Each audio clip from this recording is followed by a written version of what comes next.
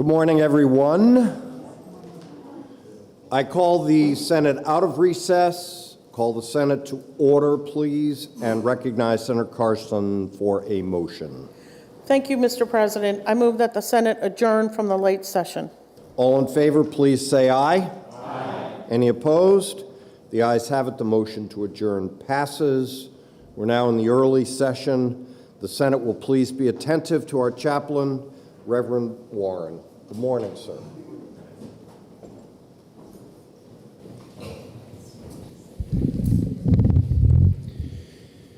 Good morning, Mr. President. Good morning, Senators. Let's pray as your faith allows. Lord, we come before you with gratitude for these senators who have dedicated their time and energy to serving New Hampshire. As our term draws down, coming to an end for some, and coming to a close, elections are approaching, and we ask that your peace rest upon them. Grant them wisdom in their decisions and a sense of fulfillment in their work. May they find comfort in your promise, as your scripture says, you keep them in perfect peace, whose minds are stayed on you because they trust in you. Bless them and guide their steps in this next season. In your holy name we pray. Amen.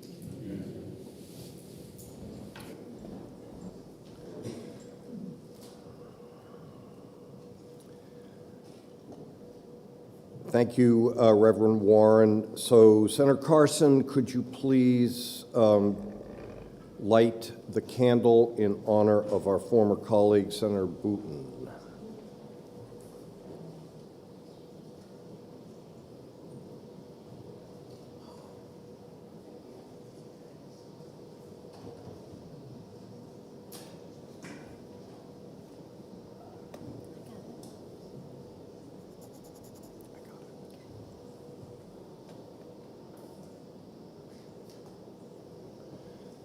Thank you. And for those of us that knew David really well, great friend, great guy, great senator, if we could have a moment of silence, please.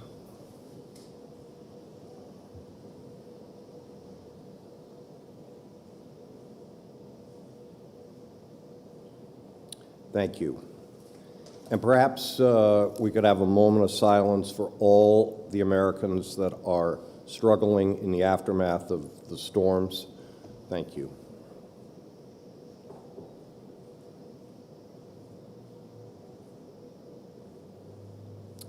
Thank you very much.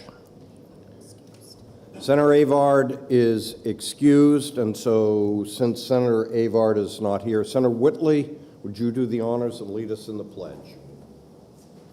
Allegiance to the flag of the United States of America and to the republic for which it stands, one nation, under God, indivisible, with liberty and justice for all. Thank you. Introduction of guests. Senator D, would you like to go first? Since it's your day? It's our day, Mr. President. Seated in the gallery are my wife, Patricia D'Alessandro, and my daughter, Christina D'Alessandro.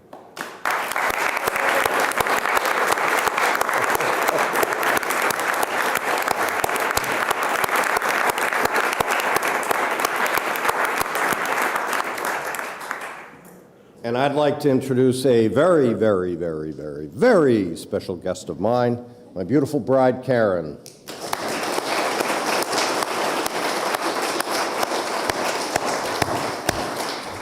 Senator Rosenwald.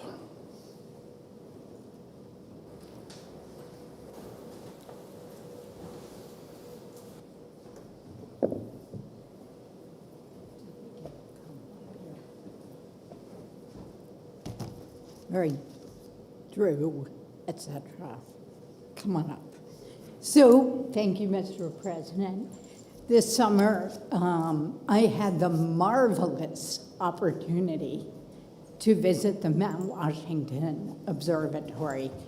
And it was a beautiful, warm July morning at the bottom.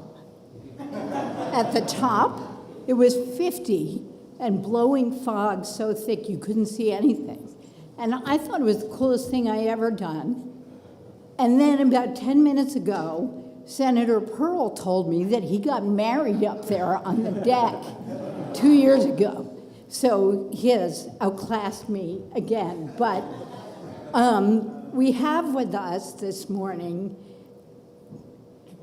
Drew Bush, the executive director, Charlie Boutin, who I think is the associate. Okay. Charlie Kirsch, Rob Kirsch, who's the immediate past president, and our friend, the Honorable Karen Umberger, who's a trustee. So we have a resolution from the Senate, which I'll read. A resolution recognizing the Mount Washington Observatory for maintaining one of North America's longest continuous climate records. Whereas, informing human understanding of weather and climate by conducting rigorous weather observation, scientific research, and innovative public education since 1932, and whereas recording the coldest wind chill temperature on record of minus 108 degrees, and recording the highest measured wind speed not associated with a tornado or tropical cyclone, which equaled 231 miles per hour. And whereas functioning through incredibly extreme and hostile weather conditions due to convergence of several storm tracks, which create both a tundra climate and a subarctic climate. And whereas collaborating with universities, the military, and private companies on a variety of projects, including product testing and development, and whereas providing a weekly rotation of intrepid crew members who must take a snowcat to their workplace in order to staff the observatory's mountaintop weather station, and whereas doing all the hard work of rigorous climate scientific research while allowing us to remain warm and comfortable at home, we congratulate you and present you with this resolution. Thank you, Mr. Chairman.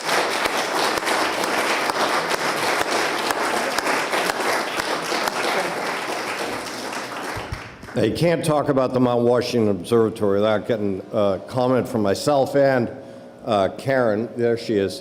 As you know, both of us have climbed Mount Washington a number of times in the winter, and the weather is very different at the bottom, as you know, than it is at the top.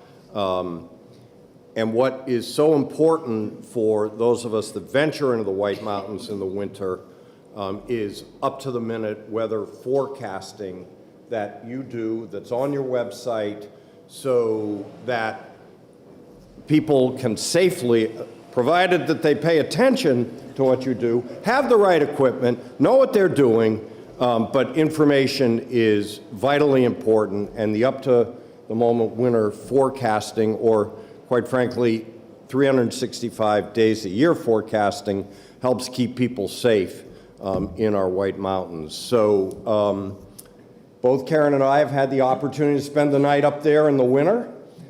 It's quite an experience when the wind blows and the building shakes, and you know, it's well below zero outside, and average wind speed would be, I don't know, 60, 70 miles an hour oftentimes.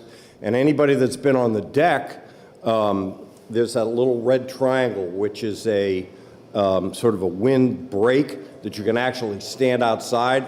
And you go out on the deck, and if any of you were watching some of the reporters last night in the hurricane, how they bend over, that's exactly what you have to do on the deck to not just get blown away into the Great Gulf or whatever. So thank you for what you do. Really a pleasure to have you here. The observatory is an iconic institution, not just for us in New Hampshire, but really worldwide for the research that they do. So Rob or Drew, do you want to say a couple of words? Thank you, Mr. President, Senator, and Senators. It's a pleasure to be here. I will tell you personally, after a 40-year career as a lawyer, my work as a weather observer was the best job that I ever had for all of the reasons that the Senator just described. We are very grateful for this honor and for your support. We are proud to do the kind of work that we can, as extreme weather is something that we see in our news now, it seems, hourly, not just daily. Please come and visit us. We'll be happy to show you what we do. And thank you very much for this honor this morning. Good luck.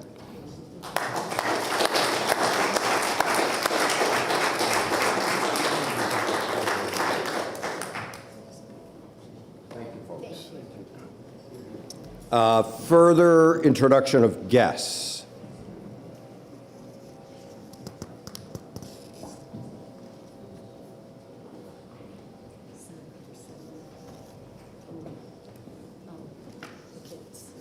Senator Birdsall, you have some very special guests.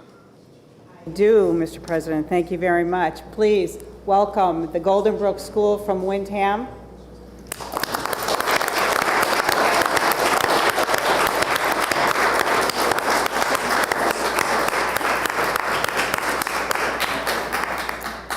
Thank you very much. Enjoy your day in the State House.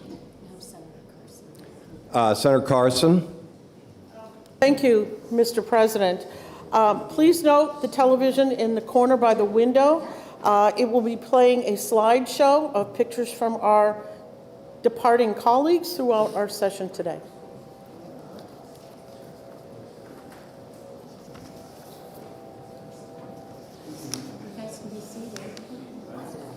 Yeah, I know.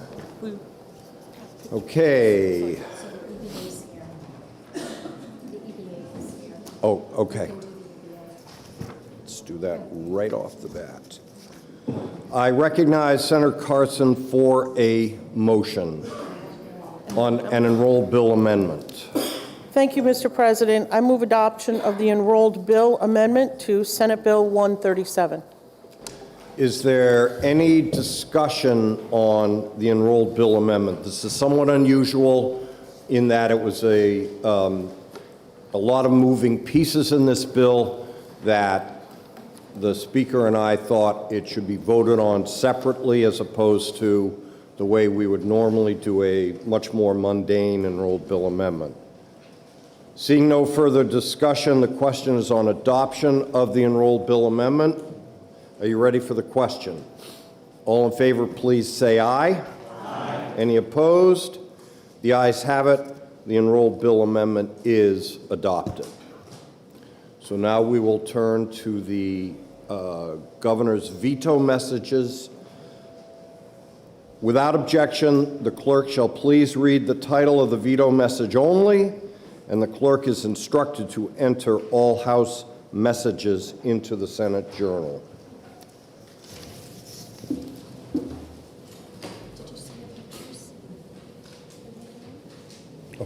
That's what we're doing. You ready? Yeah.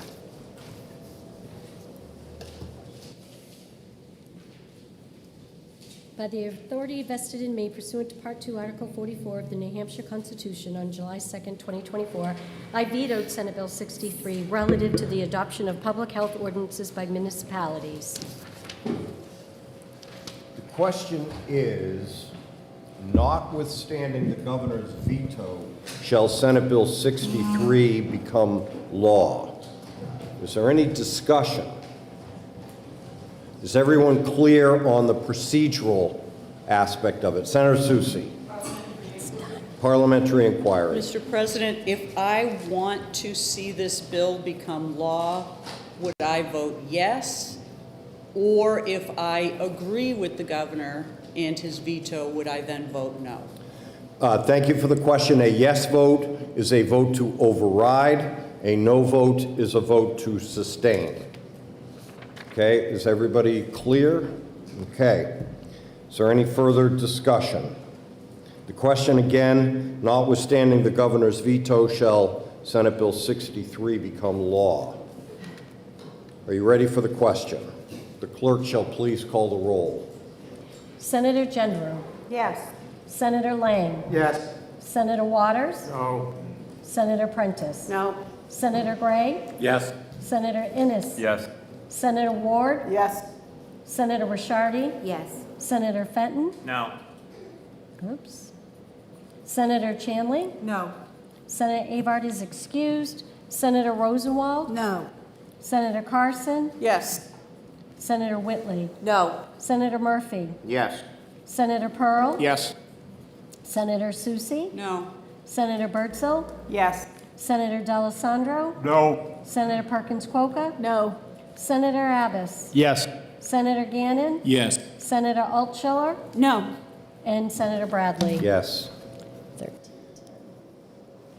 The yeses are 13, the noes are 10. The necessary two-thirds not having been obtained, the governor's veto is sustained.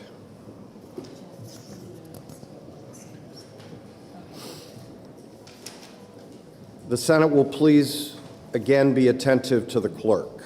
Thank you, Mr. President. Senate Bill 318, converting the Manufactured Housing Installation Standards Board and the Board of Examiners of Nursing Home Administrators and Advisory Boards, and creating a new advisory board named the Advisory Board of Massage Therapists, Reflexologists, Structural Integrators, and Asian Bodywork Therapists. The question is, notwithstanding the governor's veto, shall Senate Bill 318 become law? Is there any discussion? A roll call is once again required. Seeing no discussion, are you ready for the question? The clerk shall please call the roll. Senator Gendreau. No. Senator Lang. No. Senator Waters. No. Senator Prentice. No. Senator Gray. No. Senator Innes. No. Senator Ward. No. Senator Rishardi. No. Senator Fenton. No. Senator Chanley. No.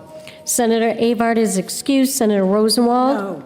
Senator Carson. No. Senator Whitley. No. Senator Murphy. No. Senator Pearl. No. Senator Soucy. No. Senator Birdsell. No. Senator D'Alessandro. No. Senator Perkins Kwoka. No. Senator Abbas. No. Senator Gannon. No. Senator Altschiller. No. And Senator Bradley. No. 20. I don't know how this bill passed originally, since the noes have it, and the governor's veto on Senate Bill 318 is sustained, not having achieved a single vote. The Senate will please be attentive to the clerk. Thank you, Mr. President. Senate Bill 501, relative to driver license for non-citizens residing in New Hampshire. Question is, notwithstanding the governor's veto, shall Senate Bill 501 become law? Is there any discussion? Senator Fenton. Thank you, Mr. President. Going to miss seeing you up there. But I do rise in opposition to the governor's veto of Senate Bill 501. This is an important piece of legislation aimed at providing clarity and consistency in the driver's licensing process for non-citizens residing in New Hampshire. 501 is a common sense bill. First and foremost, let me be clear. This legislation does not add any new categories of non-citizens eligible for New Hampshire's driver's license. I wish I could scream that from the rooftops. It simply ensures that the process for issuing driver's licenses remains aligned with our long-standing practice of our state's Department of Motor Vehicles. For decades, the New Hampshire DMV has been processing driver's licenses for non-citizen residents. And 501 is consistent with how these statutes and administrative rules have been interpreted. What this bill does is reinforce the clarity around which non-citizens are eligible for a driver's license in our state. A critical aspect of this bill is the emphasis on lawful presence. Every non-citizen seeking a New Hampshire driver's license must prove they are lawfully present in the United States. The DMV confirms this by thoroughly examining and verifying documents with the Department of Homeland Security. This is a safeguard that has been in place and is going to remain in place. 501 is about making it easier for everyone, Mr. President, from residents to employers, from DMV employees to community members, to understand who is eligible for a non-citizen driver's license. It enhances transparency and eliminates confusion while staying within the framework of our current laws. The governor has expressed concerns over two specific terms in the bill, which led to his veto. One term was temporary. a word that has been in our state statute since 1981. It applies to individuals here on educational or work visas, along with their immediate family members. This is nothing new. The second term was conditional, referring to a certain immigration status used by the U.S. Citizenship and Immigration Services. Conditional permanent residents are individuals on the path to full permanent residency, and the DMV has been processing driver's licenses for these individuals for years. The term may not explicitly appear in statute, but the practice is well established. It is important to understand that this bill does not create new categories or expand eligibility. It's codifying what has been already in practice. Mr. President, this body voted unanimously yes on this bill. It made it through the House as well, or else we wouldn't be here. Senate Bill 501 is a step forward in ensuring clarity, consistency, and fairness in New Hampshire's driver's licensing process. It does not create new rights. It simply reinforces long-standing procedures that ensure lawful presence and proper vetting for all applicants. I urge my colleagues not to make this bill about national politics or use false rhetoric about borders, which I'm sure we're going to hear regardless. I urge you to support this bill, overturn the veto, and move toward a transparent and understandable process for everyone in our great state. Thank you, Mr. President. Thank you, Senator Fenton. Senator Abbas to speak. Thank you, Mr. President. And please, I rise to and ask this body to vote no and to sustain the governor's veto of Senate Bill 501. First, if this is just codifying a practice, then the bill is actually not even needed. So I'll just state the obvious with that. But you hear about this lawfully present, lawfully present. Well, when you have this open border policy that's gone on for the last 3.5 years, what has happened with that, the lawfully present, is now including people who are entering the country illegally. They enter illegally, but they're granted temporary status to stay here, and now this would allow them to also have a driver's license. And that's, to me, enabling illegal immigration, which is a crisis that this country has been dealing with. And I think in this state, we want to make it clear that we're not going to support illegal immigration. We support lawful immigration. By lawful immigration, we mean people who enter the country legally. And I think that's important here, because for people who cross into this country illegally and that are then granted a temporary lawful status to then be eligible for a driver's license, again, we're encouraging and enabling, I think, a much larger problem. So please join me and vote no and to sustain the governor's veto. Thank you, Mr. President. Thank you, Senator Abbas. Is there any further discussion on Senate Bill 501? Seeing none, once again, a roll call is required. Are you ready for the question? A yes vote is to override, a no vote is to sustain. The clerk will please call the roll. Senator Gendreau? No. Senator Lang? No. Senator Waters? Yes. Senator Prentice? Yes. Senator Gray? No. Senator Innes? No. Senator Ward? No. Senator Ricciardi? No. Senator Fenton? Yes. Senator Chanley? Yes. Senator Avard's excused. Senator Rosenwald? Yes. Senator Carson? No. Senator Whitley? Yes. Senator Murphy? No. Senator Pearl? No. Senator Soucy? Yes. Senator Birdsell? No. Senator D'Alessandro? Yes. Senator Perkins Kwoka? Yes. Senator Abbas? No. Senator Gannon? No. Senator Altshuler? Yes. And Senator Bradley? No. The ayes are 13, the noes are 10. Not lacking the necessary 2/3, the governor's veto is sustained. The Senate will please be attentive to the clerk. Thank you, Mr. President. Senate Bill 507, relative to extending the time to petition for new trials in certain cases. I think I misreported the last, it was 10 ayes and 13 noes, so sorry about that. The Senate will please be attentive to the clerk. Senate Bill 507, relative to extending the time to petition for new trials in certain cases. There you go. The question is, notwithstanding the governor's veto, shall Senate Bill 507 become law. Is there discussion? Senator Whitley. President, I rise in opposition to the veto because this bill was a nonpartisan bill. It passed the Senate Judiciary Committee after a lot of work, passed this body. When this bill was first introduced, we then worked with the Attorney General's office, we worked with the prosecutors, we worked with public defenders, a whole host of folks that are actually in this system to come up with the language of the bill, and it was a good bill. I just want to be clear that this bill deals with post-conviction process, and all it does is it extends the time to petition a court for a new trial in certain cases. So as a refresher, the post-conviction process is in place to protect both innocent and guilty individuals from, of course, our inherent human error in the criminal justice system. We know from other states and in our state that there are folks in jail, in prison, for crimes that they did not commit. And then there are those that have committed crimes and they are going free. So this bill was an effort to update our laws to make sure that we have the right person punished for crimes and to keep our communities safe. The use of DNA testing has been used to include or eliminate suspects and exonerate those convicted in serious crimes. Unfortunately, there's only been 3 exonerations in New Hampshire. This very, very low number is despite the fact that DNA testing has been available since the 1980s.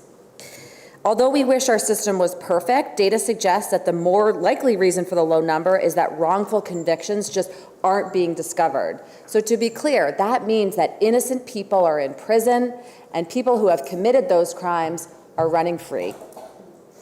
This timeline does not allow for considerations of changes in forensic science, new investigative leads, new scientific techniques or procedures, or other newly discovered or better understood evidence. We all know science is constantly changing and the court must be able to accommodate this growth. I want to be clear that New Hampshire is very much out of state with the rest of New England and is only one of 6 states with absolute timelines. The American Bar Association has expressed a very strong desire for states to change this, which we are trying to do here in a very reasonable New Hampshire way.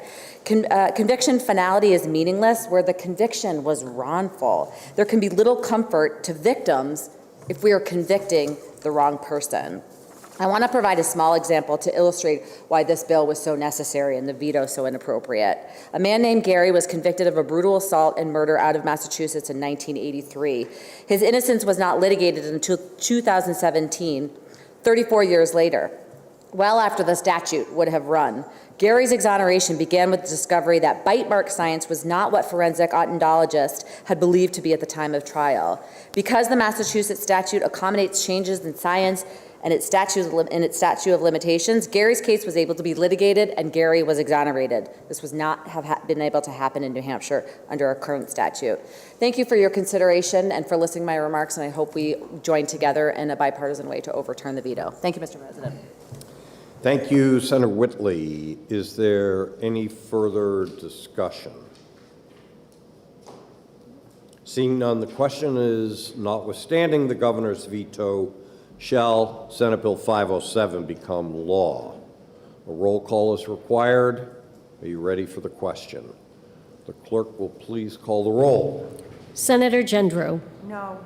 Senator Lang. No. Senator Waters. Yes. Senator Prentice. Yes. Senator Gray. No. Senator Ennis. No. Senator Ward. No. Senator Ricciardi. No. Senator Fenton. Yes. Senator Chanley. Yes. Senator Avard's excused. Senator Rosenwald. Yes. Senator Carson. No. Senator Whitley. Yes. Senator Murphy. No. Senator Pearl. No. Senator Soucy. Yes. Senator Birdsell. No. Senator D'Alessandro. Yes.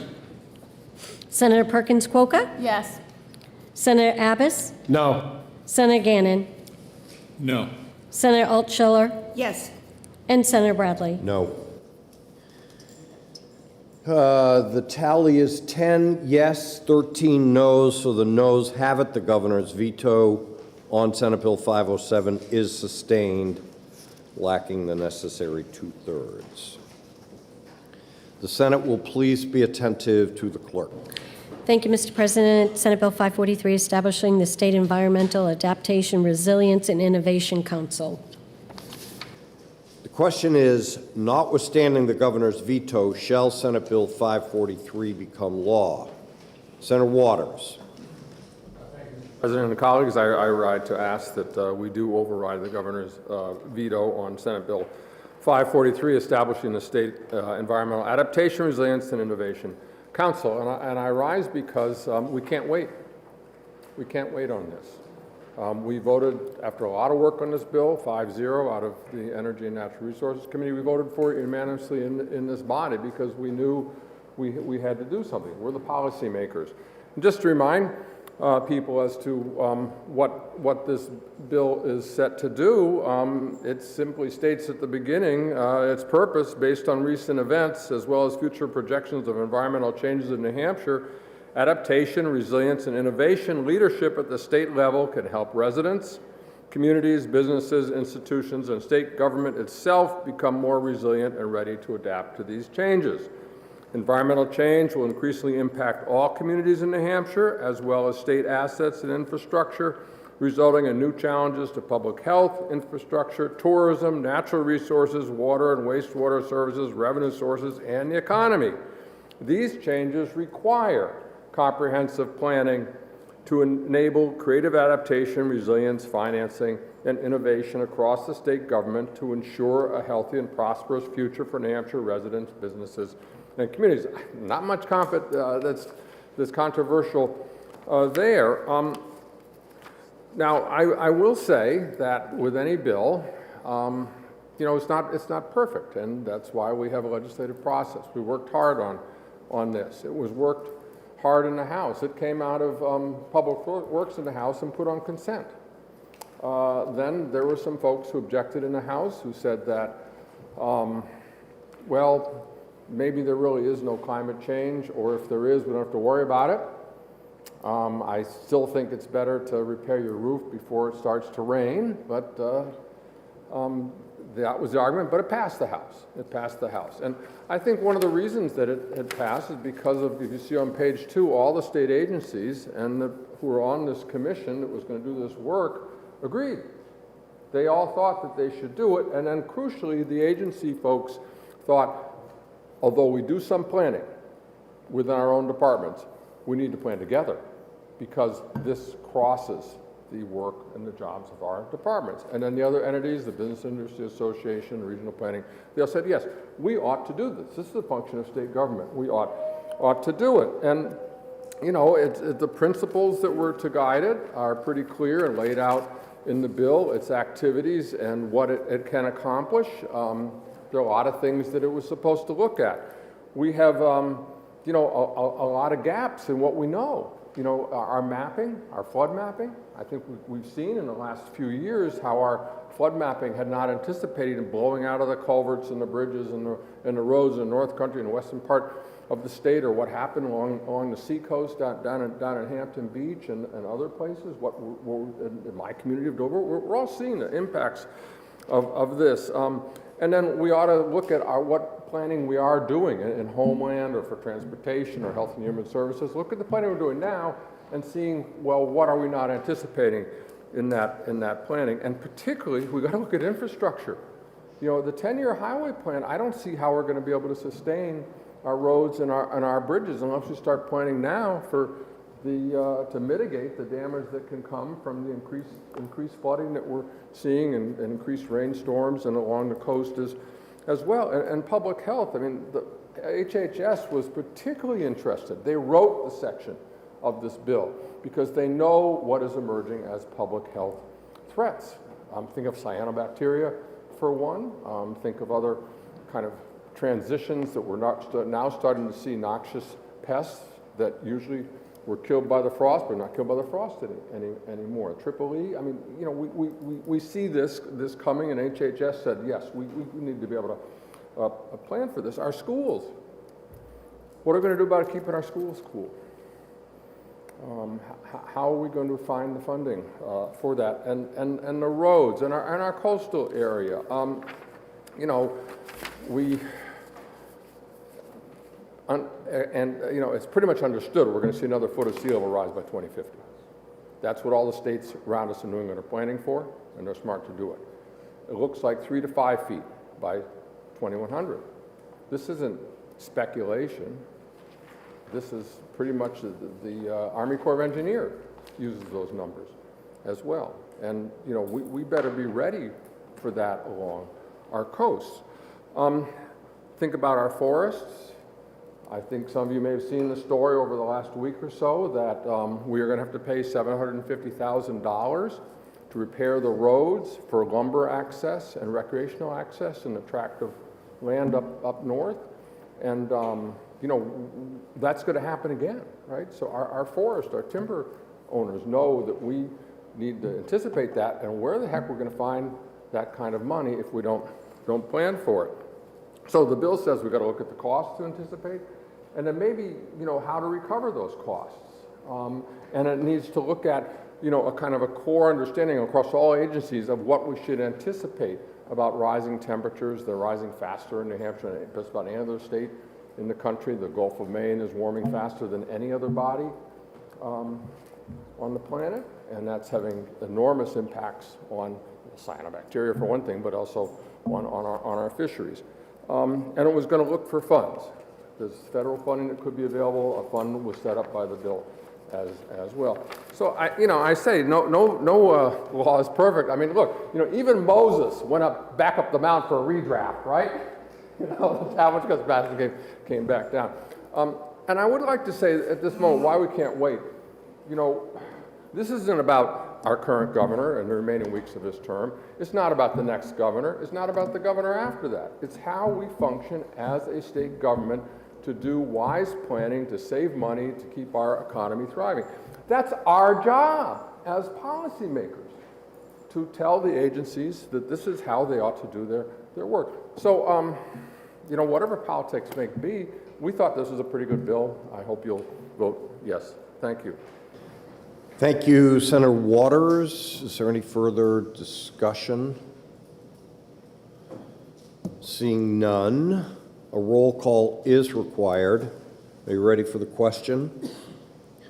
The clerk shall please call the roll. Senator Gendreau. No. Senator Lang. No. Senator Waters. Yes. Senator Prentice. Yes. Senator Gray.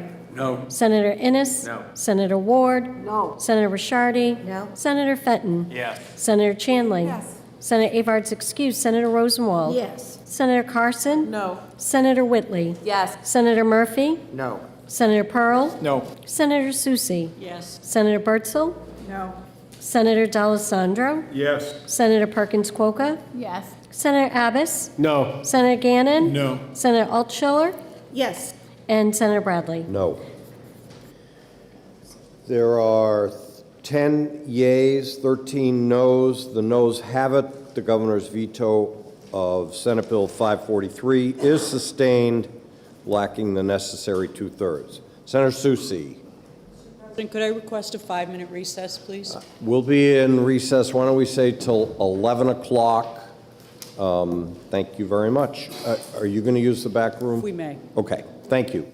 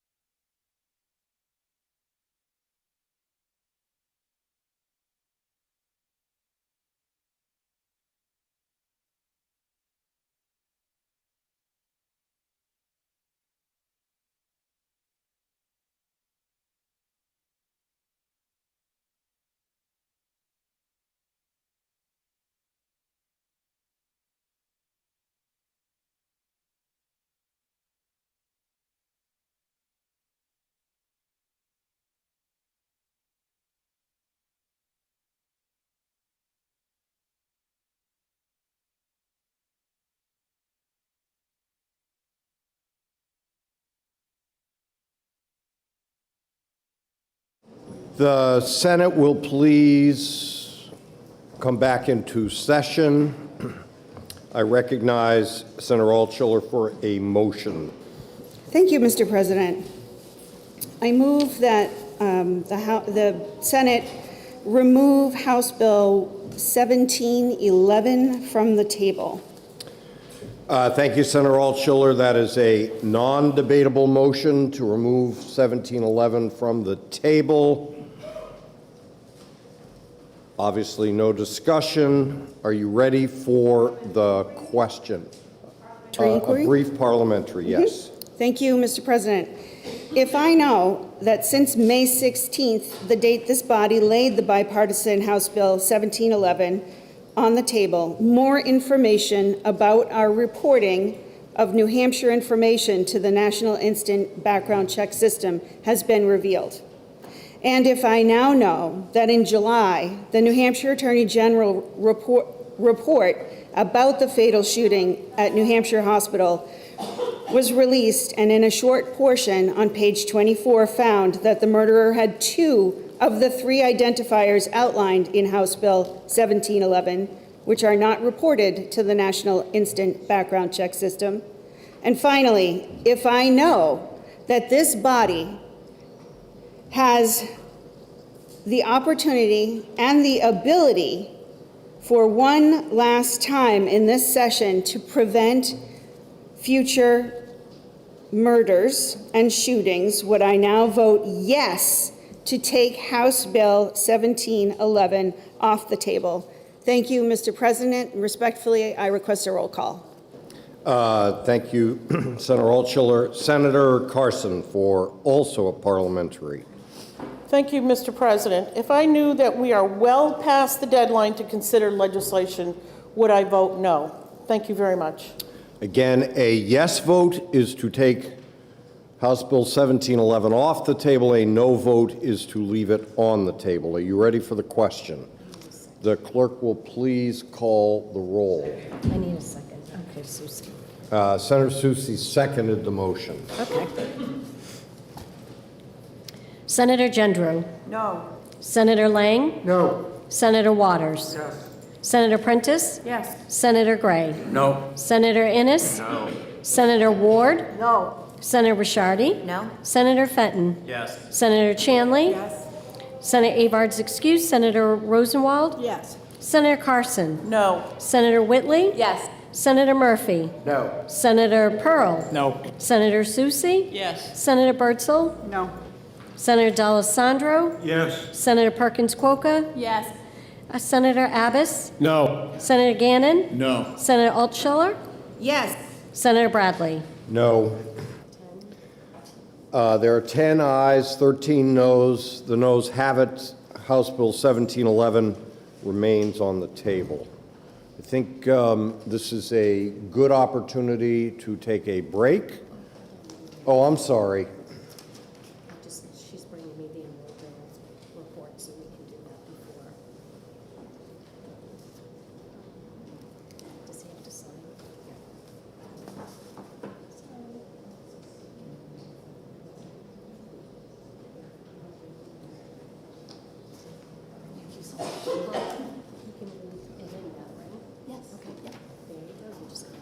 Without objection, the report of the Committee on Enrolled Bills is adopted. That was on Senate Bill 137. Okay, without objection. Thank you. All right, now, our lunch should be ready by about 11:30, so it will be in room 100. Everybody obviously enjoy the lunch. I would say let's come back at 12:45, and if Republicans could caucus on the 3rd floor at 12:30, that would be great, okay? So the Senate will please be in recess until 12:45.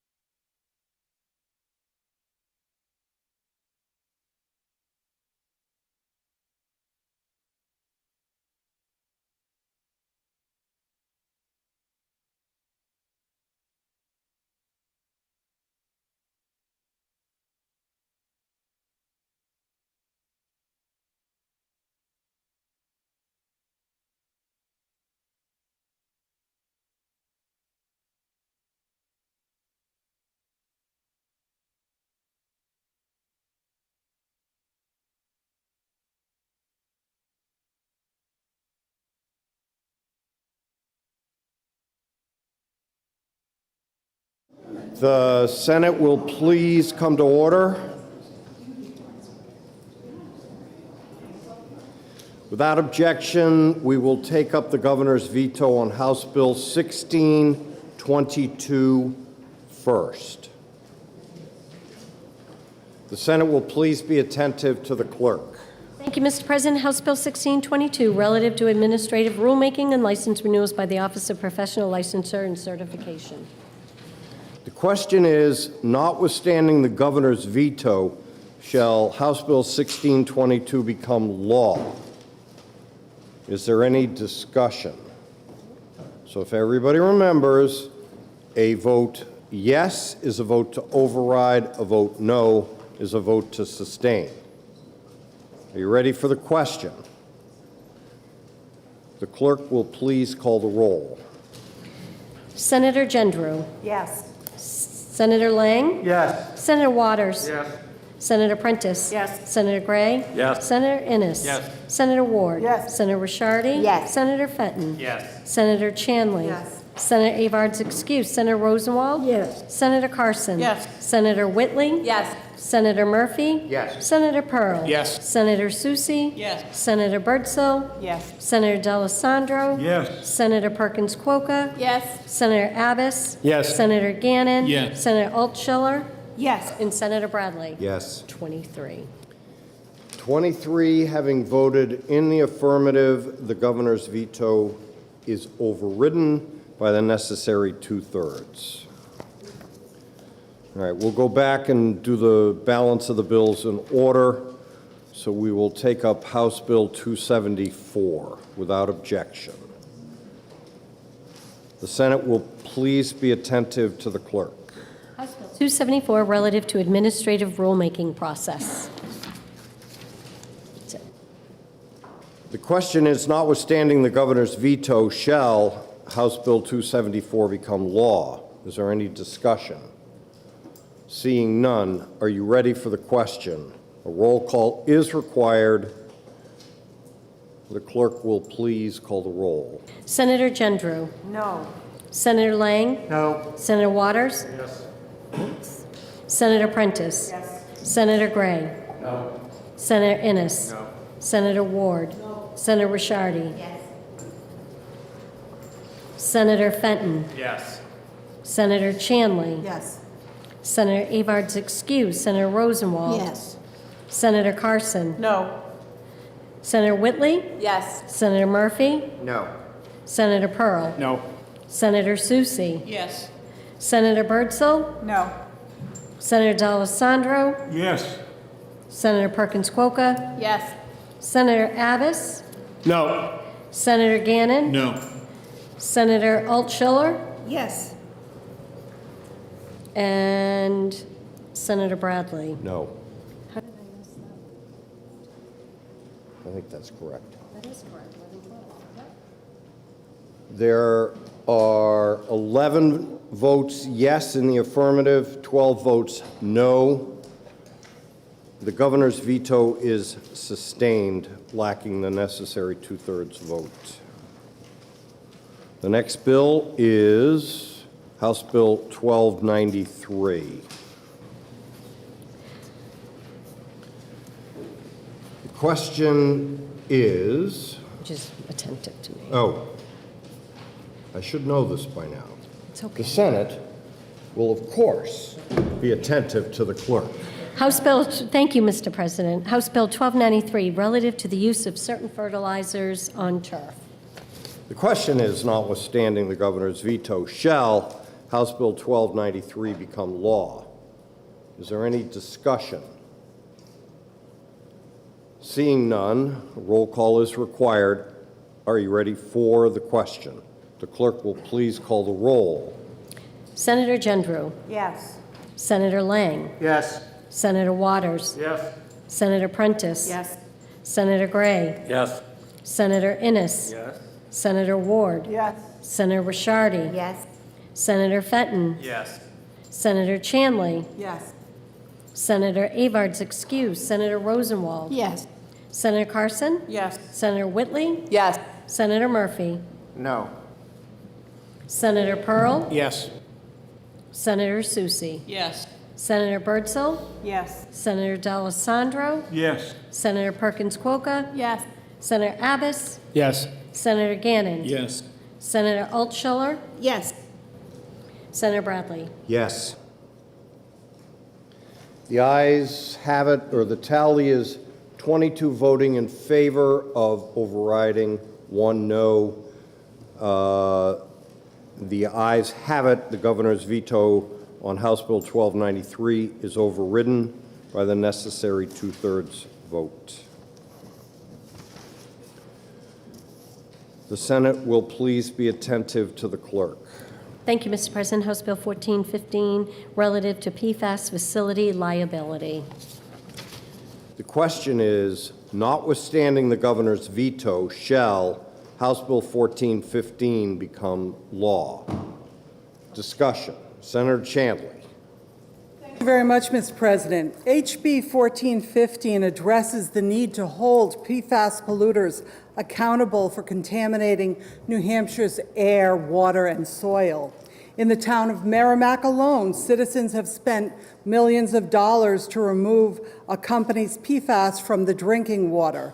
That this financial burden has been placed upon taxpayers who are already bearing the other associated costs is unjust.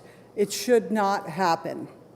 On behalf of the communities we represent, we have a responsibility to right this wrong. HB 1415 forces polluters to pay for their own cleanup and will also serve as a deterrent for other PFAS facilities, making them think hard about how to handle toxic chemicals. Even low levels of residual contamination on equipment, piping, and structures can contribute to soil and groundwater contamination and potential human exposure. We must empower DES to hold polluters accountable to core federal requirements applicable to hazardous waste generating facilities, ensuring that PFAS facilities that have adversely impacted our water resources be properly decontaminated upon closure and cease to be a threat to our communities. This bill is about protecting the health of Granite Staters, safeguarding our natural resources, and making polluters pay to clean up the messes they make. I urge you to vote yes to overturn the governor's veto. Thank you very much, Mr. President.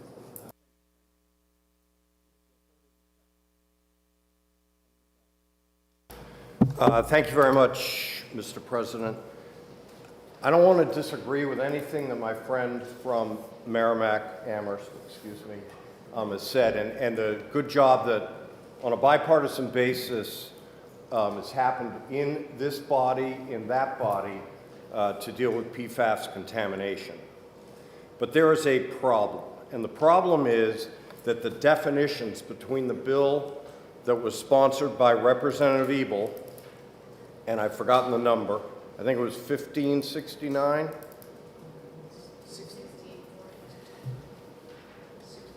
And this bill, 1415, the definitions are totally different. They are in conflict with each other. And if this bill passes, this definition will apply, and we will have a major problem. What I would urge is for those of you who are coming back next year to continue to work on this issue. We all know that the PFAS contamination problem is going to be with us for a long period of time. But a bipartisan agreement was reached on Representative Ebel's bill, and if you recall, at the very last minute, an amendment from the Department of Environmental Services came in to make sure that we were able to access the groundwater remediation fund for any settlement dollars or that would go into the settlement dollars. And our friend from Dover, who sits on that board with me, we made sure it happened and we were able to get it done. Let's not disturb and disrupt the process that we have on PFAS by having an incompatible definition. That is the problem. It's unfortunate that we weren't able to resolve that problem on 1415 and the other PFAS bill, but we weren't. So, Mr. President, I urge a no vote to sustain the governor's veto. Thank you. Thank you, Senator. 1949. Is there any further discussion? Seeing none. Oop. Senator Soucy. Thank you, Mr. President. Could we have a 2-minute recess, please? Senator be in recess for 2 minutes.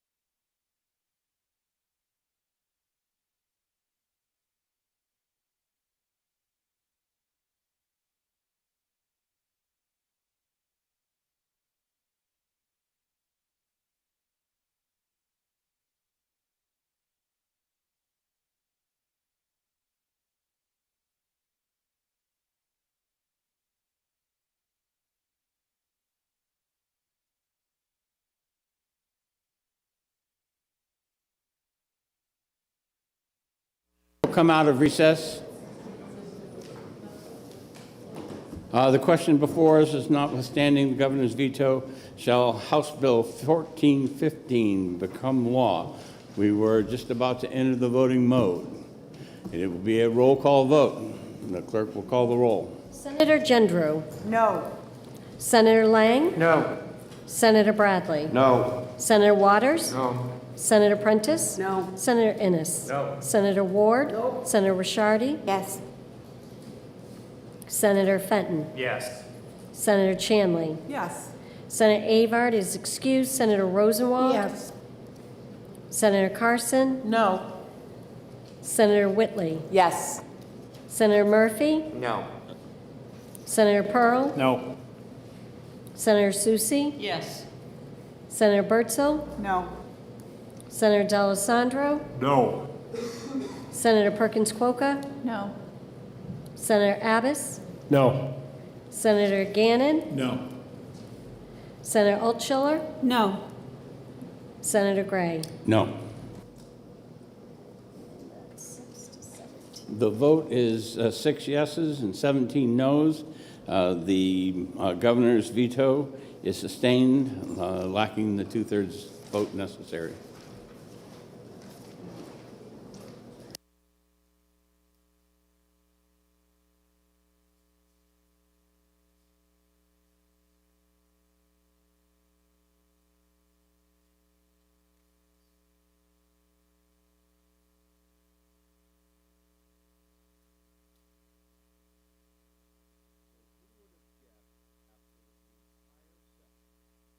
The last bill that we're dealing with deals with cannabis.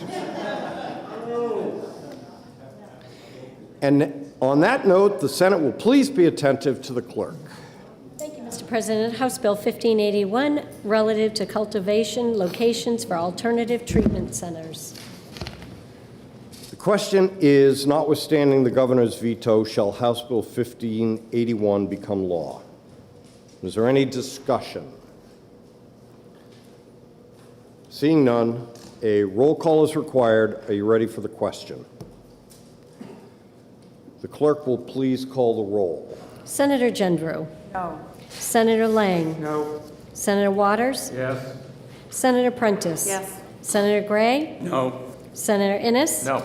Senator Ward. Nope. Senator Rishardi. No. Senator Fenton. Yes. Senator Chanley. Yes. Senator Avard's excused. Senator Rosenwald. Yes. Senator Carson. No. Senator Whitley. Yes. Senator Murphy. No.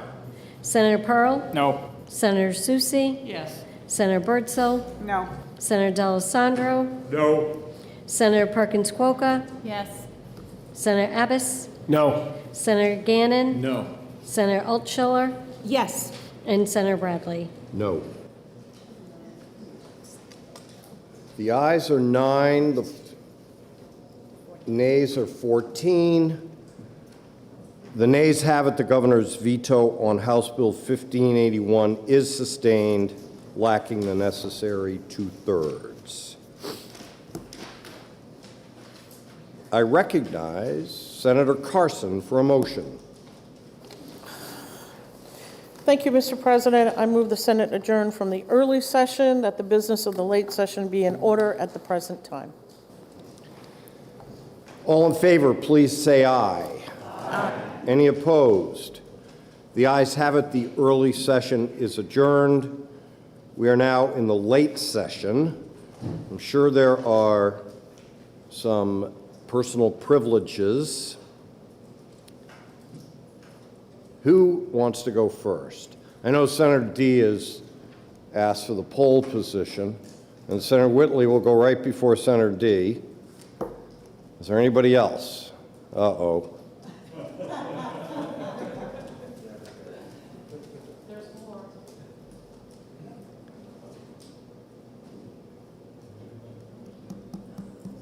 So while things are coming forward, I just want to take this opportunity to thank Nicole for pulling together a great lunch. I hope she can hear. She's upstairs. Thank you, Nicole, and all the folks down in the kitchen. So thank you very much.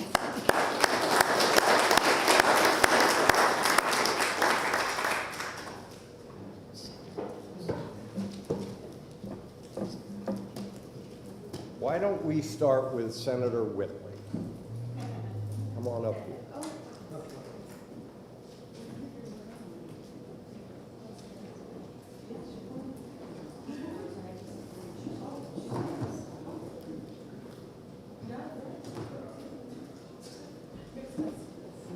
You still get to do unanimous consent. Don't worry about that. So I've never done this before because it was always Morris or Senator Soucy or Senator Larson, but there's always a tradition at the end of every session, every departing member, those of us fortunate enough to leave on our own terms, gets a gift. And Senator Whitley, voila. Thank you very much.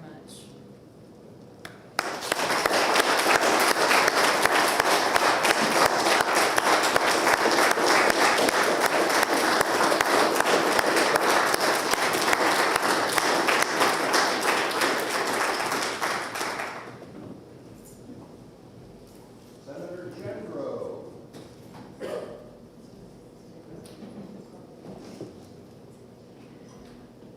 Again, thank you. Here's your gift. And you still can do unanimous consent. Thank All right, thank you.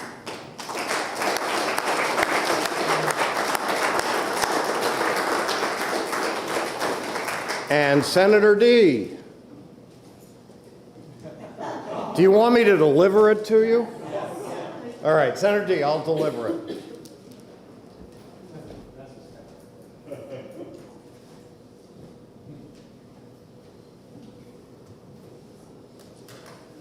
All right, everybody get your cameras ready. All right. Captain Lou.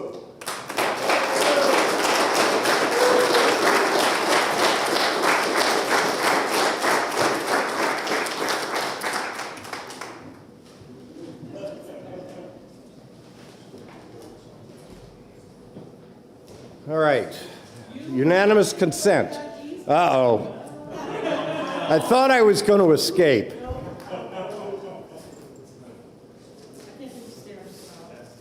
Thank you very much.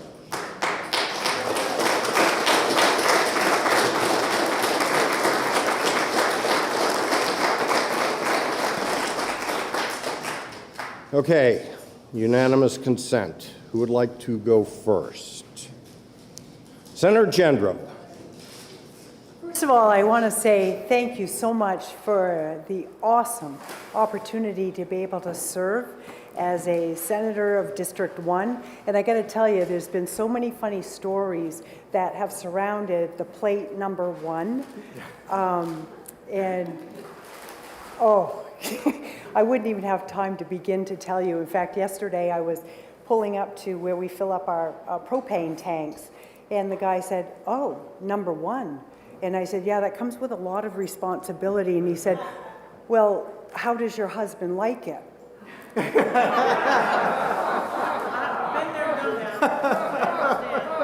Okay. But I could not even begin to say thank you enough. Thank you to my family. Thank you to Jeb, to PK, to each and every one of you. I mean, I will take a piece of you. I mean, I was going to do this too. I was going to write down what each of you have contributed to my life, even though we don't always agree. Some of us don't agree. We're on opposite ends with some things, but to know that I will always have a part of you in my heart. And I just want to leave a funny story with you. Keep it brief. There was a Hindu priest, a Jewish rabbi, and a politician that wanted to take a trip together. Strange combination, right? So they wanted to take a trip together, and the first day that they were traveling, it got to be kind of late. So they all agreed that it was probably best that they spent the night. So the first place that they came up to was a farmhouse. They knocked on the door, and it was late. I knocked on the door, and the farmer came to the door, and he said, can I help you? And they explained the situation, and he said, you know, I've got 2 twin beds inside the house, but the third person is going to have to sleep out in the barn. So the Hindu priest said, I can do that. That's not a problem. About 20 minutes after he got out into the barn, they thought they were going to settle down. He knocks on the door, And he said, I can't sleep out in the barn. There's a cow there. That's against our religion. I can't do that. So the Jewish rabbi said, no problem. I'll go out there. About 20 minutes later, there's a knock on the door. He said, I can't do this. He said, pigs are unclean. In my religion, I can't do this. And the politician said, you know what? I should have agreed right at the onset that it would have been me. So 20 minutes later, it was the pig and the cow at the door.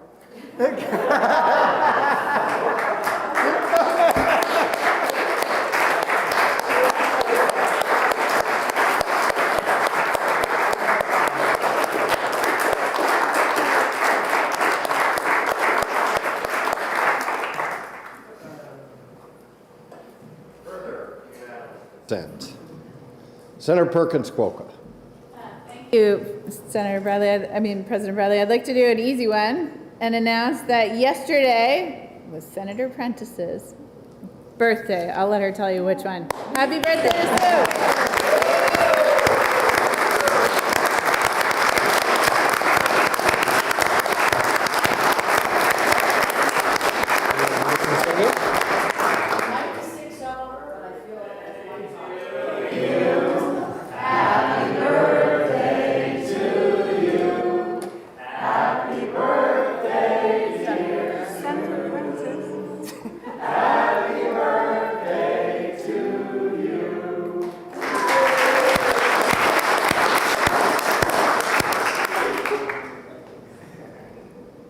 Who's next?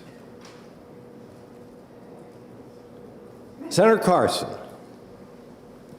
Thank you, Mr. President. I think this is a difficult day for some of us. I've known you for, God, over 30 years. I've worked with Lou for many years as well. And to lose men of character and integrity that love and care about the state of New Hampshire, I think we've got big shoes to fill. And I want to thank you for all your hard work, both of you. And I just can't, you're going to be on speed dial for me. You're not getting away that easily. That I personally am going to miss you very, very much. I will also miss Lou as well. We have a tendency, we learn a lot from each other, and I've learned so much from you as well as Lou. And I have to speak to Carrie as well. We worked together on ED&A, and she was great to work with. She works hard for her constituents, and I'm sorry that she's going, but I understand. And my good friend, Senator Whitley, we're politically opposites, but we found common ground, and we were able to accomplish some really good things for the children of our state. And I think Senator Whitley and I can be an example about how you can disagree but not be disagreeable. And I'm going to miss Senator Whitley. I'm going to miss working with her as well. And I'd like to wish all of you the very best as we move forward. But we shared an office our first year in the Senate, so I just want you to know that I'm going to miss you. You are one of the finest men that I've had the opportunity to know, and I want to wish you the very best.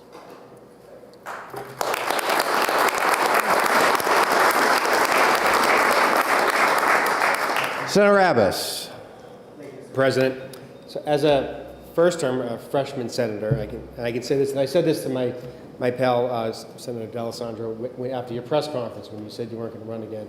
And I think I can say the same about the president right now. And the only other person in this business that I mentioned this about was Representative Norm Major when he retired. And I said, it's very rare you come across someone, especially in a business like this, where everyone respects that person. So I think for a freshman senator like myself, I hope one day I'm in a position like you are, Senator D'Alessandro, you are, Mr. President, where I have that same respect, because that's really what we should all be working for. So you guys create a good example on both sides of the aisle. So I want to thank both of you.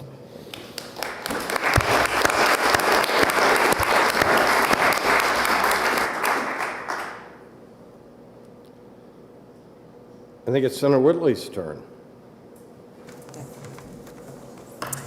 Thank you, Mr. President, and thank you to this body as I rise for the last time as a New Hampshire State Senator.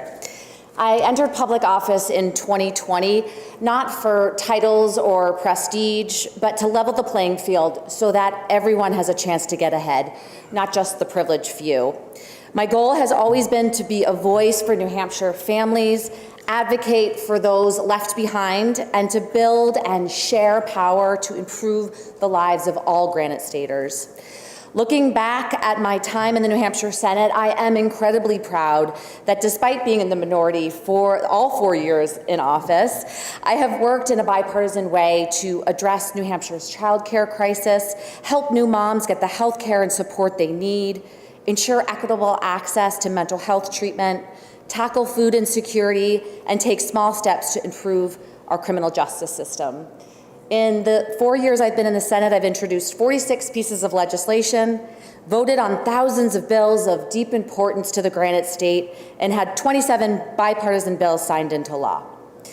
This has only been possible through hard work, tenacity, relationship and coalition building, and most importantly, by prioritizing people over politics.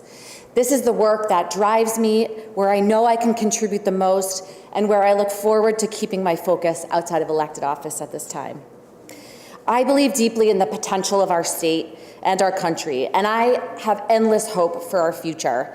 I envision a future where individuals of all identities and backgrounds are welcomed and valued, where everyone has the right to freedom, to achieve their full potential, and to live with dignity, where we focus on the needs of those with the least power, transform the systems that cause inequality, and lift up the voices of the people most impacted and give them a seat at the table.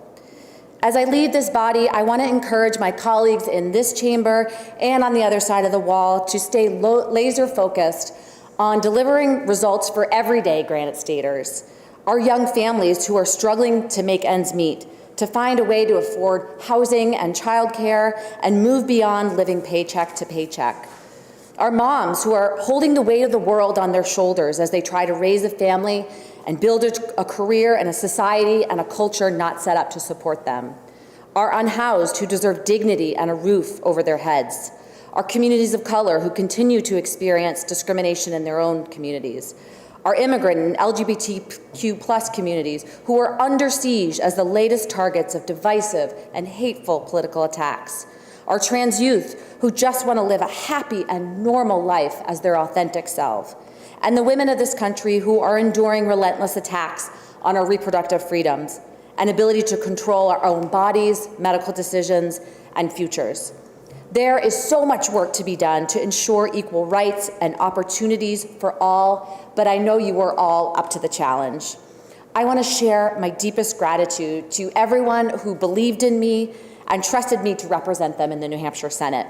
Thank you to my colleagues and all the staff who support the work of this body every single day. With my whole heart, of course, I want to share my overwhelming thanks to my family for their unconditional love, support, and sacrifice. And to my friends and community who have dug deep and have been there every single step of the way in both big and small ways. Serving as a New Hampshire State Senator has been the honor of my life and a privilege. I believe that supporting more women and young people in elected office and in places of power is central to our economic growth, political stability, and transformation in our state and in our country. I will continue to strive towards leading with hope, courage, and kindness, and will never stop fighting for all Granite Staters and for equality and justice for all. Thank you, Mr. President.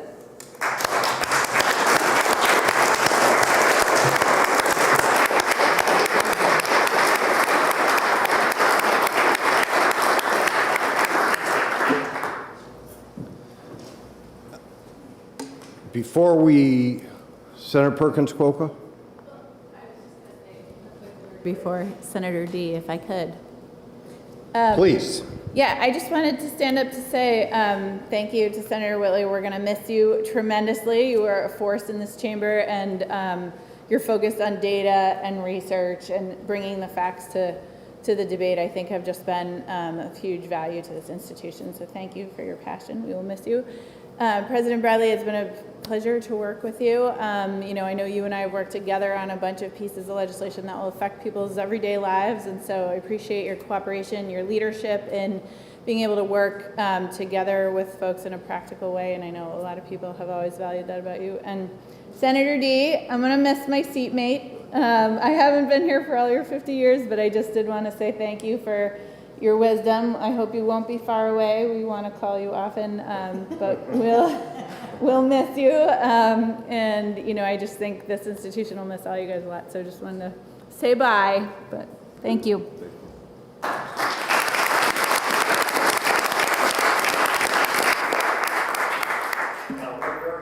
That I should have announced before we get to unanimous consents is that on November 6th, and we all know what day that is, 2024, per RSA 1439, proposed bills, both incumbent senators and senators-elect may begin the filing process for the 2025 legislative session. On Organization Day, the next Senate will adopt your rules of procedure and set deadlines. So after we conclude today, I will send a message to OLS Director Alaconis indicating the November 6th filing date. That is a typical way that we have closed a session. I just want to make that clear. All right, back to unanimous consent. Senator Soucy. Thank you very much, Mr. President. I too want to say a sort of goodbye to our colleagues, because I don't want to say a full goodbye, because I do hope that all of you will always come back. It's always great when former members of the Senate visit this chamber. To Senator Gendreau, I just want to say I'm sorry we didn't get to serve on a committee together. I very much appreciate that you hold all of us in your heart, and I hope that through your passion and your faith and your conviction, you continue to hold all of us in your heart and pray for us, and wish all of those well who do come back to continue to serve. Senator Whitley, thanks for being such an extraordinary leader on key issues that just make such a difference for so many families. Thanks for your wit, for your passion, and your persistence in ensuring that we push as hard as we can, as far as we can, to do as much as we can for the people of New Hampshire. Truly, truly appreciate that. Senator Bradley, Senate President, we actually served in the House together many, many years ago, back in the early 90s.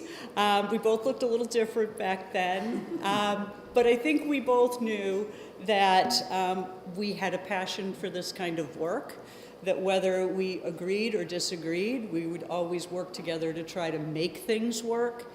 And it's one of the things that I've most appreciated over the years of knowing you and working with you, that we could put politics aside, we could solve problems, we could make a difference. You have made an extraordinary difference in this state, and I truly, truly appreciate you and all the good work that you've done. And to my colleague, my friend, my parents' friend, someone who's been a part of my life for decades, Lou, I can't say goodbye. This isn't a goodbye, because I know you're always going to be around. I know you're going to continue to engage and to be involved. Your policy work is extraordinary, but what is, I think, most extraordinary, and something that all of us could learn from and all of us could do more of, no one that I've ever served with from any party does more for every single individual constituent that reaches out to them in the most dire circumstances, needing help. No one does more for them than Lou D'Alessandro. You've been a mentor to generations of students, of athletes, of legislators, and Lou, you're just very, very special. I think to each and every one of us, you're a treasure. And, you know, I know today is sad, but it is not the end. I think it's a new beginning for you and Pat, and I know you will always be there to serve. So thank you, Lou, for everything.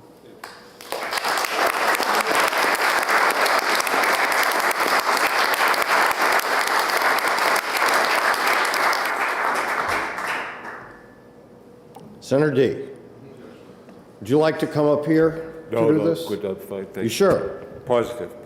That's first of all, I'd like to reintroduce my wife, who's here.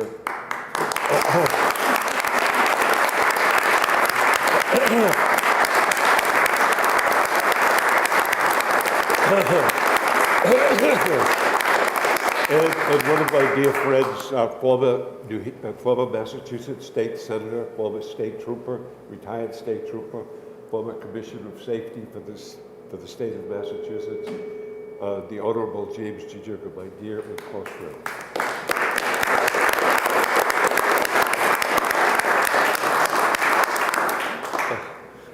And first to you, Jeb. We served together in the House many years ago, and always was impressed by the work that you did. Science and technology, where you're way ahead of the game, way ahead of the game, trying to make things better for our state. So to that, I'm eternally grateful, and the people of the state of New Hampshire should be eternally grateful for all of that work, and your work in the Senate, the work at bringing things together. We're not always on the same side, but indeed, we have a relationship which I think is lasting, and it's very inviting and very good for me. Some of you, I'm going to walk you down memory's lane. I walked up the floor, I walked up those damn steps 50 years ago to become a member of the House of Representatives. I was elected in 1972, walked up those steps, met with the then Speaker of the House, and met with Kim Zachas, who was the Deputy Speaker, and he gave me my assignment. So, first time I walked into this building, walked into the Hall of Flags and walked up to the governor's office and so forth. So 50 years ago, it's gone by in a New York minute. I can't believe it. That's more than half of my life. 26 years in the Senate. That's a quarter of a century. A quarter of a century I'm here. And why did I come here? I came here because I thought I could make a difference. I thought I could make a difference in the lives of people in the state of New Hampshire. The students that I taught at Kennett High School up in Conway and at Bishop Bradley High School in Manchester and New Hampshire College and other institutions where I thought I could make a difference because I had a feeling that somebody had to be here and somebody had to speak for people. I've sponsored or co-sponsored over 1,700 bills since I've been in this body, in the House. And the most significant one, when you have a struggle, and you have a struggle with the executive and you can't get it done. Susan McLean, whose daughter became a congresswoman, Malcolm McLean, who became an executive council, Hugh Gallen, one of the great governors of this state. We're all in the House together in 1974. The commodity distribution program has disappeared. We can't feed people. We suggest the food stamp bill. The food stamp bill. Do you know how many people have benefited by the food stamp bill? Can't get it done. We finally get it through the House. We get it through the Senate. The governor refuses to sign it. It becomes law without his signature. A monumental piece of legislation that positively affected the lives of people of the state of New Hampshire. Positively. We get it done. We get it done in a bipartisan manner. In those days, I'm a Republican. Hugh Gallen is a Democrat who later becomes the governor of our state, and Susan McLean is a Republican. So we get something done. And the little person, the person who needs the help the most, gets a benefit. Their lives are made a little bit better. The kid in Claremont who couldn't get a meal because they didn't serve meals in that school in Claremont. So I sponsored the School Feeding and Nutrition Act in 1973, and we get that passed. And the furor in the House was unbelievable. Oh, we shouldn't be feeding kids at school. It's up to the parents to decide if they should eat or not. Well, what are you, bananas? Get an editorial in the newspaper. What's D'Alessandro trying to do? So we get the bill passed. We get it passed. And we get school feeding in every school in the state. Every school in the state. By the way, one has still not accepted it, Hanover High School. They will not have a lunch period. So some things go, some things don't. So, going on, we think about state employees, police, fire, how we've battled to take care of them, to make sure that they were rewarded. I sponsored the death benefit bill for a policeman or a fireman killed in the line of duty. I get editorialized in the rag for doing this. Don't they get enough? Bull! When you give your life, is that enough? Well, what about who's left behind? Who needs something? Who needs something? You're going to not address that? They editorialized against me as liberal Lou. Christ, I mean, the most unbelievable situation. I'm more conservative than most people in this body, and I'm deemed liberal Lou. Oh boy, and many other things. But the desire to serve, and I've said this on many occasions. Life's about relationships and serving people. And I said to the one other instance that this guy, my wife and I, sitting on the front porch of my house, and this guy comes up, walks up the street, St. James Ave. It says, I can't eat, I don't have any money, I got this, I got that, blah, blah. He's dying. So we work to get him something. We eventually get him something. An elaborate story. They were thrown out as kids. There were like 7 kids thrown out by their family, just disregarded by their family to fend for themselves. And this guy, and Pat can reiterate what we did that day to try to help this guy. And really, isn't that what it's all about? Isn't that what it's all about? And I think of a guy that I had great respect for, Dudley Orr, all right, founder of Orr and Reno. And Dudley was the first Attorney General of the state of New Hampshire, and got to know Dudley as I got more involved in the business as he got older. And I'm always impressed by his remarks when we had lunch one day. He said, I get older and I can't sleep at night.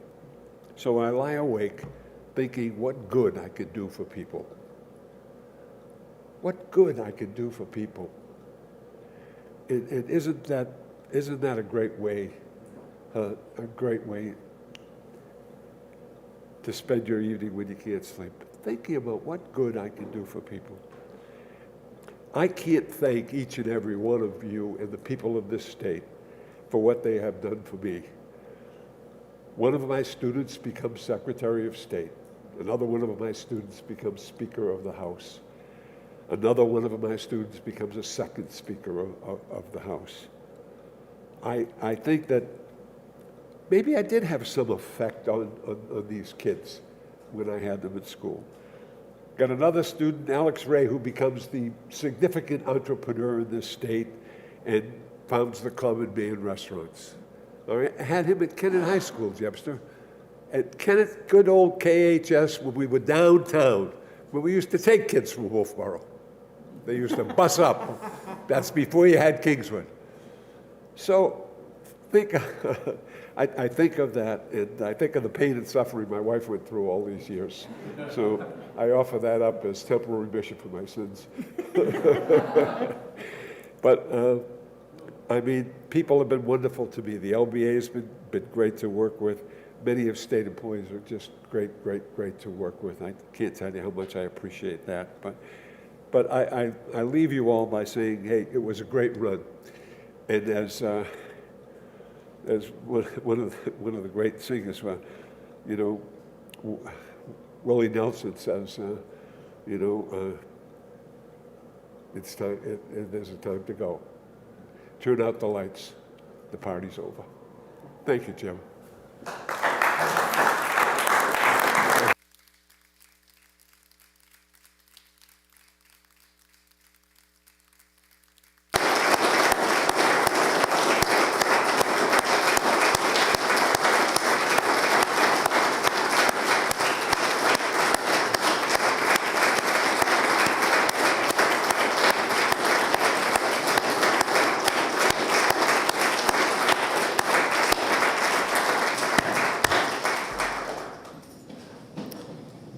Thank you, Senator D.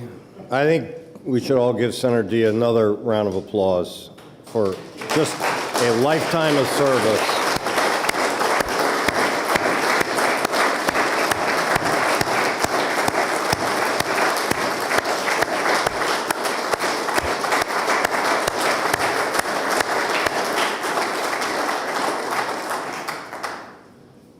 So, a couple of things.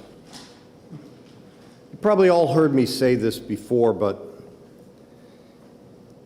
Tammy asked me to speak to the association, the National Association of Clerks last week. And like normal, I had no idea what I was going to talk about, so I wing it. And the thing that I said that I think all of us have to remember, we have the opportunity to work in one of the most beautiful buildings and rooms in the state of New Hampshire. Look at this place. It's unbelievable. And when we work together, we're able to accomplish great things. And even when we disagree, oftentimes those disagreements eventually come to agreements. Senator Rosenwald, Senator Soucy, you remember Medicaid expansion. Senator D, we disagreed, but we came to an agreement. And it's just an amazing thing. And there were clerks from all over the country.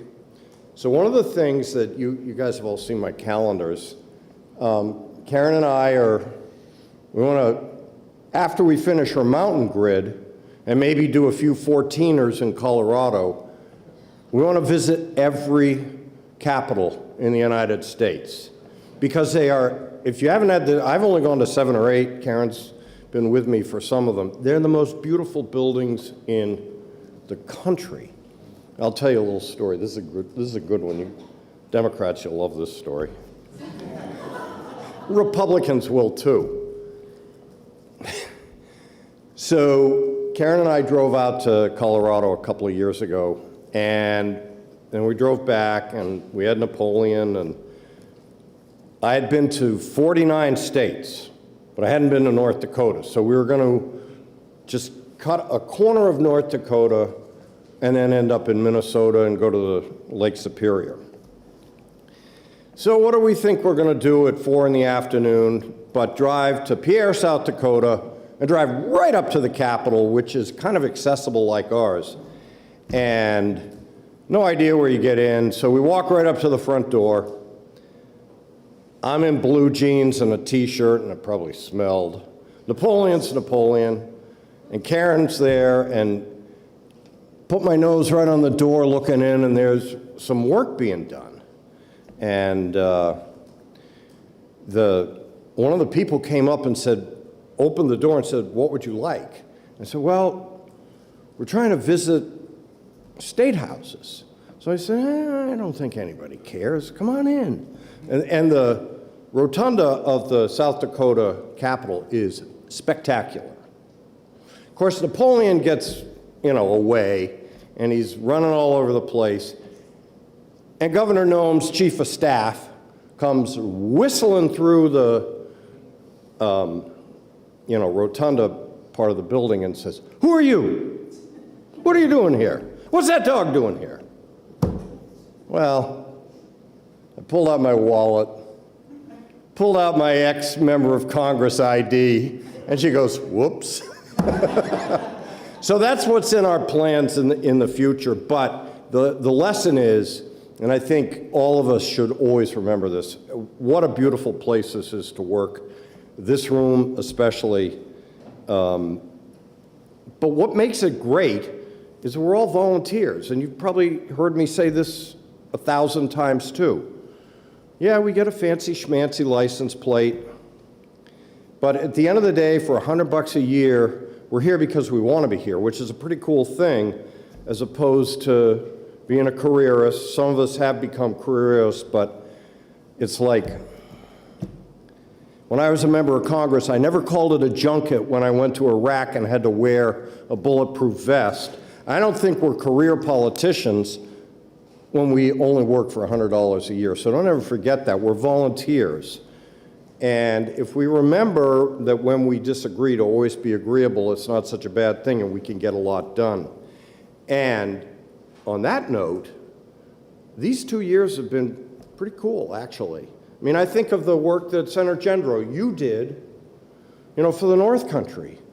That fund for White Mountain Paper, the improvements to the off-road trail system, I mean, exceptional. The Cannon Mountain Tram, some of you are going to have to figure out the additional $7 to $10 million that they need next year, but that's next year's problem. At least there's $18 million in the bank to upgrade that iconic ski lift, but Senator Gendreau was a huge leader in that. And Tim, love the work that you've done on charitable gaming. Thank you very much for giving host towns a slice of it. I thought that was exceptional. But beyond that, one of the biggest problems that we've had to face for 30 plus years in this state is education funding. And, while I'm sure there are people on both sides that maybe think we should have done less and some think we should have done more, we have a pretty darn good education funding formula that targets the communities that need it the most with the most resources. That's kind of a New Hampshire way of doing things. So thank you, Tim. Dave, there's no one who's advocated more for environmental causes, but you're a lot more than that. I mean, the work that you did with Senator Ricciardi on the 10-year highway plan, exceptional.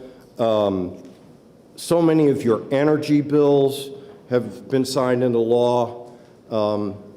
You've lost some too, but you always smile and you always come back for more. And I think everybody knows how passionate you are, but also caring, and that goes a long ways. So great job, Senator Prentice. We served on HHS together with Senator Birdsall this year, and I don't think anybody got more legislation through. I hope you never need an ambulance, but if you do, they're never charging you for anything ever, ever, because of your work to make sure that our ambulance providers are well reimbursed, or the same thing for people with prosthetics and play sports. And who can forget when our friend Senator Ricciardi fainted, who jumped in to save the day? Great job. Senator Gray, nobody could have managed the budget better. Quiet, effective, just like an engineer. One detail after the next. And the leadership on the men's prison, none of us want to face it. That is a major issue that's going to have to be dealt with, but Senator Gray, you did a great job, starting that ball rolling. Senator Innes, I loved your bill that advocated for patients. I don't know what happened with John Hunt across the road, but somebody's going to have to whip him into shape next year to make sure that patients actually get the cost sharing they're entitled to. Your virus testing for newborns, you don't know whose life it's going to save, but know that it will do that. And I think you and Senator Perkins Kwoka, there's been no bigger champions for workforce housing. So take a bow on that one. Senator Ward, what an awesome job you did chairing the Education Committee, working on that funding formula, making sure that there's accountability in education, but also, and while it didn't pass the House, the optometry bill sets the stage for hopefully a compromise next year. I know that you're going to keep fighting for that bill, and I think you'll be able to get there next year.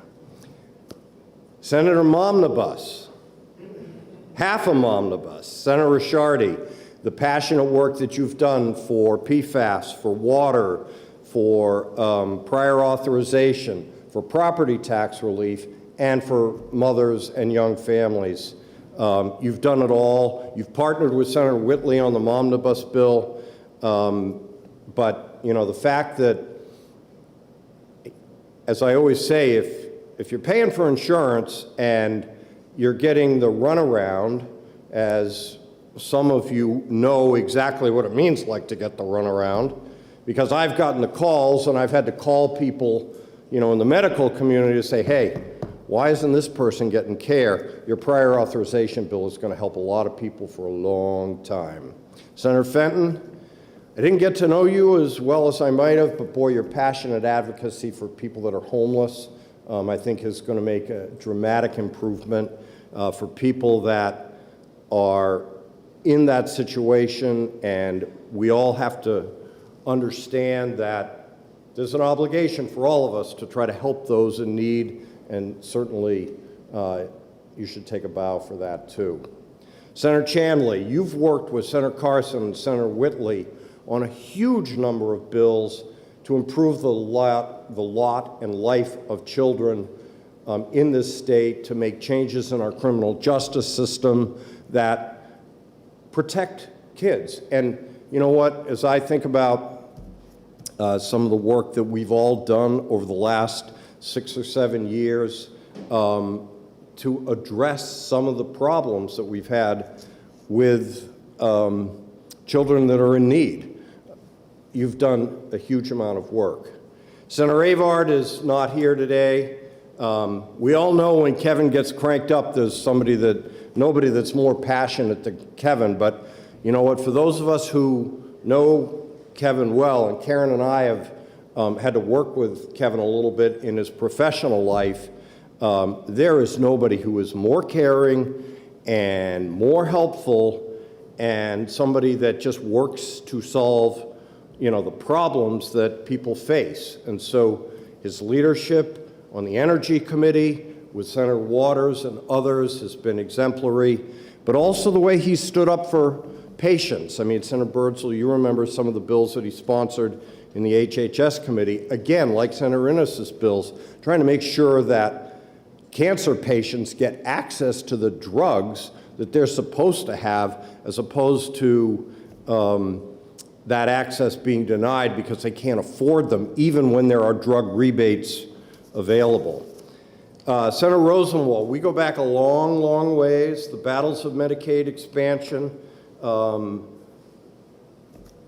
the effort to make sure that our providers and Medicaid rates are compensated so that we have mental health providers and nurses and everything else that, you know, serve those in the healthcare need, really vital.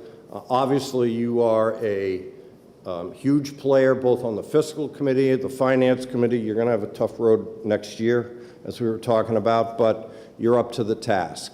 Senator Carson, no one else more in this room deserves credit than you do for working with both sides of the aisle on protecting the most vulnerable amongst us, the children. And your work starting years ago when DCYF caseworkers had 100 cases per person, and we've gotten that down to manageable levels. And you know, working with Senator Whitley and Senator Chanley and Senator Gannon and Abbas have made dramatic strides, and trying to protect kids. Senator Whitley, I've already stolen so many of your kudos by talking about Senator Chandley, Senator Carson, and others.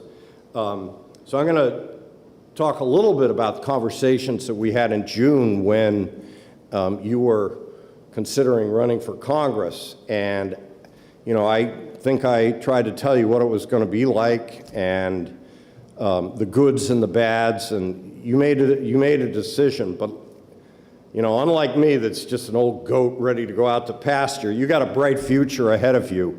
And I think a lot of us are waiting to see what comes next from you, because your passion, your advocacy, your way of bringing people together, and the way that you articulate what the problems are. But then it's not just about articulating the problems, it's about finding the solution. And you've done an excellent job about that.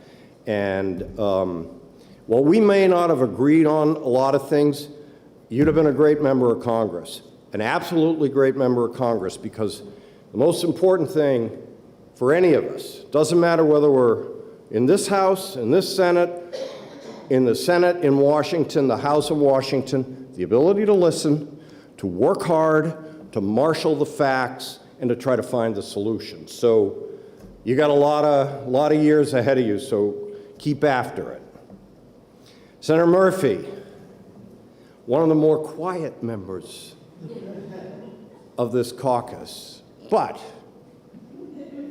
if you ever need a plumber down the road, Senator Murphy's legislation may be one of the most important pieces of legislation that we had to increase the supply of plumbers. Karen knows our plumber is in his 70s. I don't know what we're going to do when he's no longer there. So you're a business owner. You've been a tireless advocate for businesses, but encouraging more people to get into the trades is really, really important. So congratulations. Senator Pearl, great job on eD&A, great job on finance. You jumped right into the fire with all the licensing bills that the governor proposed in the budget last year. You dug your teeth into it and really came out with a great work product. You've obviously been a stalwart for agriculture in New Hampshire, and you will continue to be. And I'm going to say this, remember the Great Danes? Yes, you do. So do I. Senator Pearl and I were on opposite ends of that spectrum a few years ago, but like a lot of things, we figured it out, and that's a great thing. That's a great thing. Senator Soucy, we've probably agreed on more things than we disagreed about over the years. You remember the workers' comp reform that we did in 2015? Rates of workers' comp have come down every year since then. Kind of remarkable when you think back about it. And the problems that we had with bail. You rolled up your sleeves, you got it done. We haven't agreed on the minimum wage, but where we have agreed, we've been able to get it done in a way that is pretty remarkable. Senator Birdsall, great job on Health and Human Services. Your advocacy for veterans, because you are a veteran, is noteworthy. You worked so hard to make sure that that PTSD Commission got reestablished, that our public servants who die in the line of duty, the public safety employees get a disability pension, and you're willing to stand up for patients when they need their medical records and not have to pay an arm and a leg to get their medical records. And that was a fight that was really pretty significant. I'm going to skip over Senator D'Alessandro for a moment. Go to Senator Perkins Kwoka. You did a great job partnering with Senator Innes and others on housing. Your Housing Champions legislation is going to make a real difference because if we're ever going to solve the housing problems in New Hampshire, there's got to be a partnership between the state and local planning and zoning boards. And so Housing Champions really gets right at that. And I'm sure you'll be back next year asking for more money. But by then you'll have some success with the program, and it hopefully we'll make it happen. Senator Abbas, as an attorney, you've brought a real knowledge and passion for how to solve problems in some of our criminal justice statutes, working with Rick and Senator Carson on issues of bail, on drug penalties. It's been great to work with you, and you know what? Keep advocating for those water projects in southern New Hampshire, because that's going to make a huge difference all over the southern part of the state.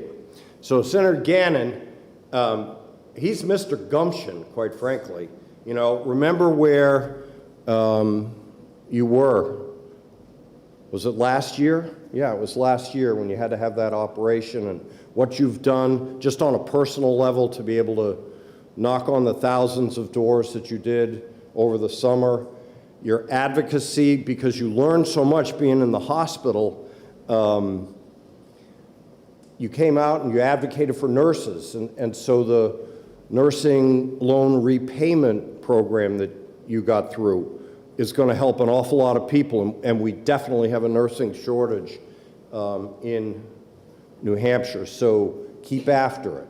Keep after it. And your system of care legislation that got folded into the budget is absolutely going to help senior citizens. Senator Altshuler, I remember you came to my office in January and you said, Senator Bradley, is there going to be opposition to raising the age that kids can get married? And I said, I don't know, there shouldn't be. And we talked about it for quite a while, didn't we? And I think you were really afraid, but guess what? It got done. And it was the right thing to do. And the passion that you brought to that issue and so many other issues is really noteworthy. And I know you're not going to stop, so keep after it. And now, Senator D, I think you went through all the long list of bills that you would sponsored over a lifetime. Of course, you never got your casino. But we have charity gaming. And I had forgotten that moniker, Liberal Lou. Today, it's a badge of honor. And you know it. You should get that, get a button, Liberal Lou. I mean, you got the BIA's Lifetime Achievement Award a year ago, a remarkable accomplishment. You know, the work that you've done on hunger and kids in school over the years has just been exceptional. One thing you didn't mention is getting adoptees access to their birth certificates. That was something that you got done. All of us who've been here a long time, man, we heard you pounding on the table about civics. And yes, we did a lot on civics education and making things that really ought to be taught in public schools taught. Last year, the bipartisan work that we did on Senator Lang's education funding formula, a huge benefit to Manchester, but really a benefit to the state. And you're one of the first people to come up to me and say, Jeb, we got to get this budget passed. And we did. And can you think about this? 24-0 on the budget? It was pretty remarkable. So thank you very much. Now, of course, I had to agree with you on foster grandparents and congregate housing, but it was okay. It was okay because your passion has really, at least in my time here, sort of been the moral compass of our time in the Senate. So I'm going to leave you with just this, and thank you, Senator Lou. Those of you who know me well know I sort of boil things down into sayings. I got one of the biggest laughs I ever got in this room was when I said, I want to quote a famous 20th century philosopher, Mick Jagger, because you can't always get everything you want, but you might get what you need. That got a lot of laughs, but you've heard that so many times, I'm going to tell you a couple of others. I'm not going to tell you what I call rule number 1. That's a secret. But what I call rule number 2 is this. And this should be appropriate for everybody that serves in this room, because you better be prepared for what you ask for. You might get it. And if you ask to serve in this room and you get it, you better be prepared to do what it takes to do the job that you asked to get. And that's true of life every day. We should always be prepared for what we ask for, because we might get it. Rule number 3, honey catches more flies than vinegar. Now, as Karen knows, I'm good with the vinegar sometimes too, but I always do try to at least remember the honey part. All right, here's one that I learned in Congress, and it's actually pretty true, although it doesn't apply to me now. Never say what you'll never do. You never know. And lastly, I'll leave you with this. Karen's heard this more than once because I've had to say these words more than once. The 5 most important words in the English language: please, thank you, and I'm sorry. Now, I'm not sorry I'm leaving, but I'm here to say thank you for letting me stand up here, and please continue to be this wonderful volunteer organization that works so hard for the state of New Hampshire. So with that, Senator Carson, you get to do a motion. Thank you, Mr. President. I move that the business of the day being completed, that the Senate recess for the purposes of sending and receiving messages and processing enrolled bill reports and amendments. Upon completion, the Senate will stand adjourned to the call of the chair. So before we vote on that, Tammy reminded me for the last time that without objection, all personal privileges or unanimous consent or other remarks shall be entered into the permanent journal of the Senate per Rule 216 and 217. Seeing that there was no further business, that we did recognize Senator Carson, all in favor of Senator Carson's motion, please say aye. Aye. And any opposed? The ayes have it. The Senate is adjourned to the call of the chair.